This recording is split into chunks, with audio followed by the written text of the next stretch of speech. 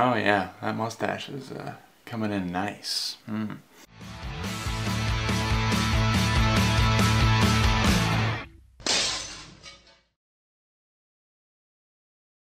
What's up everyone, Michael Sarah from ARTV. It's time for a review of the latest and greatest from Dance Gavin Dance, a post-hardcore band that has been through a lot over the years. Instant Gratification is the name of this record, and my name is not actually Michael Sarah. For those of you who didn't get the joke, come on, you know, my razor's broken right now. Cut me some slack. Dance Gavin Dance have had quite the prolific career, and quite the career in the spotlight, I guess I should say, due to the kind of public downfalls of Johnny Craig and their former lead vocalist kind of stepping away from the band twice, I believe once being fired, and their unclean vocalist actually stepped away from the band for a while. There's just been so many lineup changes, it's almost too much to keep up with. The band are known for their kind of intricate guitar work, and they've at times experimented with much more soulful music and mixing that with the post-hardcore sound. Now here on this new record, Instant Gratification,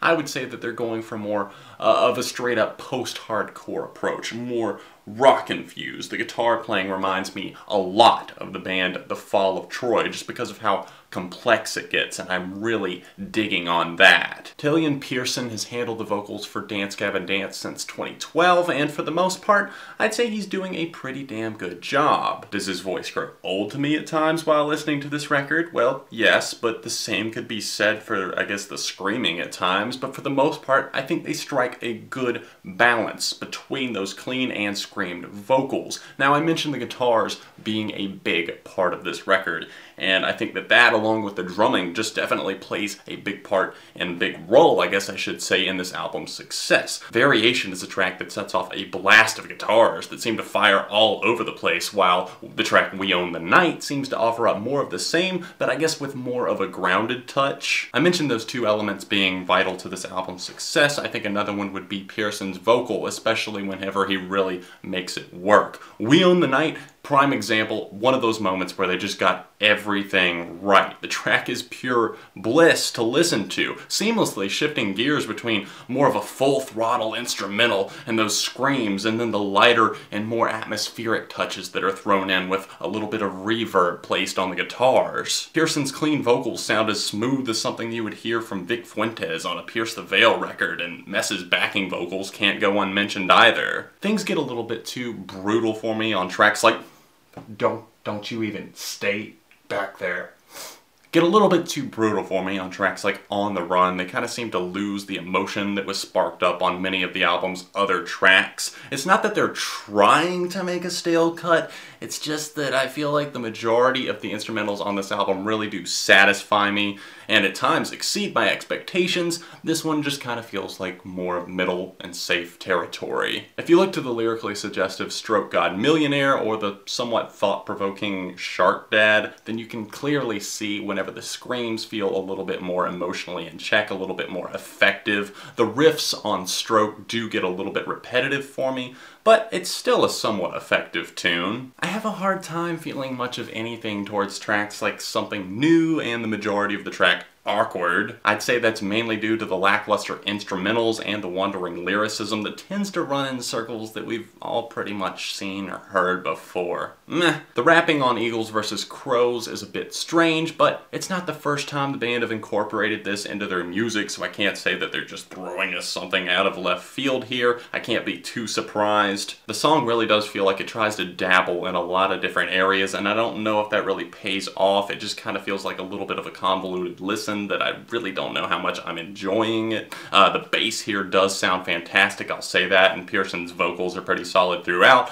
but I'm gonna have to let you guys decide on this one. I'm kind of sitting on the fence with one leg on each side. Legend is a major piece of the puzzle, injecting a big sense of experimentation that was lacking on a few of these album's tracks that I just mentioned. The guitar tone that they pull off here is ridiculously solid. It's like Dance Gavin Dance doing their best example of what a collaboration with the band Incubus would sound like. The track seems to be all about a band just kind of sitting back and watching someone coming into their own, filling the shoes of someone that preceded them, and just succeeding. I can't fail to mention Death of a Strawberry, the final track in a series of tunes that this band has released, although this one did not get a numeric title like so many of their songs have in the past. It's more of an upbeat, I guess, track, a little bit brighter in terms of its shimmering guitars that it presents us with. The tone here has a different inflection on it, and the voice and the vocals from Pearson on this one just really soar up there in that high zone, but at the same time, they're flying up there, but they're kind of hitting at the same time. I like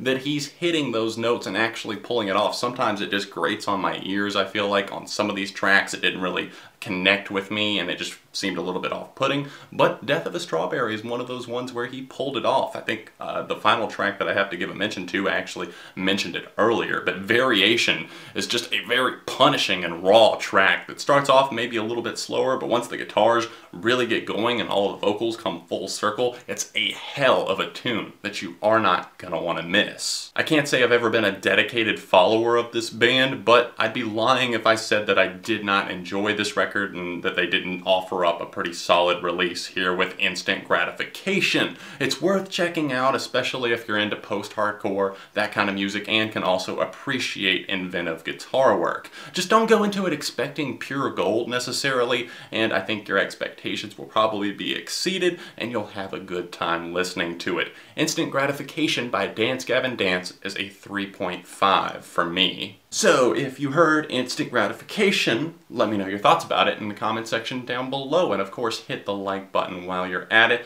Subscribe to the channel because friends don't let friends go unsubscribed. Thanks so much for watching ARTV. If you have any other albums you'd like to see me tackle, let me know about them in the comment section down below, and I will see you very soon.